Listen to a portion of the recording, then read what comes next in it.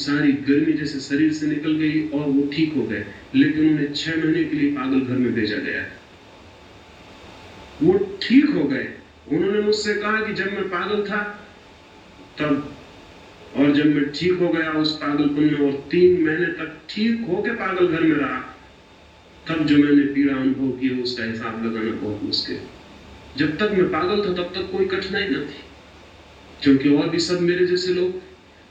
जब मैं ठीक हो गया तब मुझे लगा कि मैं कहां हूं, क्योंकि मैं सो रहा हूं और 2 आदमी मेरी छाती पे सवार हो गए। मैं चल रहा हूं और कोई मुझे धक्के मार रहा है। इस सब का मुझे कुछ भी पता नहीं चला था, क्योंकि मैं भी पागल था। मुझे ये भी पता नहीं चला था कि ये लोग पागल हैं, जब तक मैं पागल था। जब मैं पागल न रहा तो मुझे पता चला कि सारे लोग पागल हैं, और जैसे ही मैं पागल न रहा मैं उन सारे पागलों का शिकार बन गया।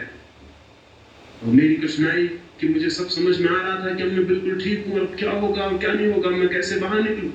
और अगर मैं चिल्ला के कहता था कि मैं पागल नहीं हूं, तो सभी पागल यही चिल्ला के कहते हैं कि हम पागल नहीं, कोई डॉक्टर मानने को राजी नहीं। हमारे चारों तरफ सोए हुए लोगों की भीड़ है, और इसलिए हमें पता नहीं चलता कि हम सोए हुए आदमी और जागे हुए आदमी के साथ हम जल्दी से हत्या कर देते हैं, क्योंकि वह आदमी हमें बहुत कष्टपूर्ण मालूम होने लगता है, बहुत डिस्टर्बिंग, बहुत विघ्नकारक मालूम होने लगता है। एक अंग्रेज विद्वान केनेथ वाकर ने एक किताब लिखी है, और उस किताब को एक फकीर गुरजीएफ को समर्पित किया है।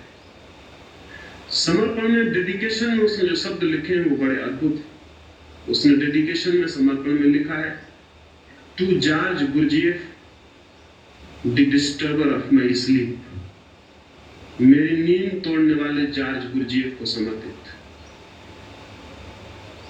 थोड़े से लोग जमीन पर हुए हैं जो नींद तोड़ने की कोशिश करते हैं, लेकिन अगर आप किसी की नींद तोड़ने की कोशिश करेंगे तो निश्चित वो आपसे बदला लेगा।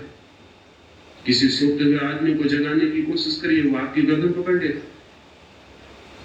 आज तक मनुष्य को आध्यात्मिक नींद से जिनने जगाने की कोशिश की, हमने उनकी भी गर्दनें पकड़ ली।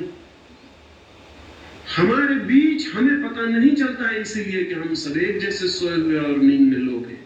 एक गांव के संबंध में मैंने सुना है, उसमें एक जादूगर आ गया था एक दिन, और उसने उस कुएं में गांव के एक पुड़िया डाल दी थी और कहा था, इस कुएं का पानी जो भी पिएगा पागल हो जाएगा।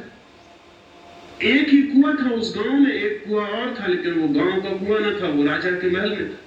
सांझ होते होते तक गांव के हर आदमी को पानी पीना पड़ा, चाहे पागलपन की कीमत पे भी पीना पड़े, लेकिन मजबूरी थी, प्यास तो बुझानी पड़ेगी, चाहे पागल ही क्यों ना हो जाना पड़े। गांव के लोग कब तक रोकते? उन्होंने पानी पिया, सांझ होते होते पूरा गांव पागल हो गया। सम्राट बहुत खुश था, उसकी रानियां बहुत खुश थी, महल में गीत और संगीत का आयोजन हो रहा था, उसके वजीर खुश थे कि हम बच गए। लेकिन सांझ होते उन्हें पता चला कि गलती में है वो, क्योंकि सारा महल सांझ होते होते गांव के पागलों ने घेर लिया। पूरा गांव हो गया था पागल, राजा के पहरेदार और सैनिक भी हो गए थे पागल। सारे गांव ने राजा के महल को घेर कर आवाज लगाई कि मालूम होता है इस राजा का दिमाग खराब हो गया। हम ऐसे पागल राजा को सिंहासन पर बर्दाश्त नहीं कर सकते। महल के ऊपर खड़े होकर राजा ने देखा कि बचाव का कोई उपाय नहीं, अपने वजीर से पूछने लगा, अब क्या होगा? हम तो सोचते थे भाग्यवान हैं कि हमारे पास अपना कुआं है, आज महंगा पड़ गया। सभी राजाओं को एक ना एक दिन अलग कुआं महंगा पड़ता है, सारी दुनिया में पड़ रहा है। जो अभी भी राजा है कल उनको भी पड़ेगा महंगा कुआं, अलग कुआं, खतरनाक। लेकिन तब तक ख्याल नहीं था। वजीर से कहने लगा, क्या होगा?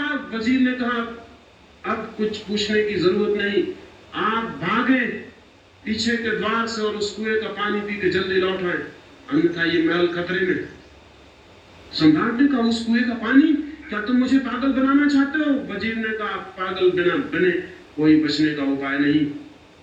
राजा भागा, उसकी रानियां भागी, उन्होंने जाकर उस कुएं का पानी पी लिया। उस रात उस गांव में एक बड़ा जलसा मनाया गया। सारे गांव के लोगों ने खुशी मनाई, बाजे बजाए, गीत गाए और भगवान को धन्यवाद दिया कि हमारे राजा का दिमाग ठीक हो गया। क्योंकि राजा भी भीड़ में नाच रहा था और गालियां बक रहा था। अब राजा का दिमाग ठीक हो गया। चूंकि हमारी नींद सार्वजनिक है, सार्वभौमिक है, चूंकि हम जन्म से ही सोए हुए हैं, इसलिए हमें पता नहीं चलता है। इस नींद में हम क्या समझ पाते हैं जीवन को? इतना ही कि ये शरीर जीवन है। इस शरीर के भीतर जरा भी प्रवेश नहीं हो पाता।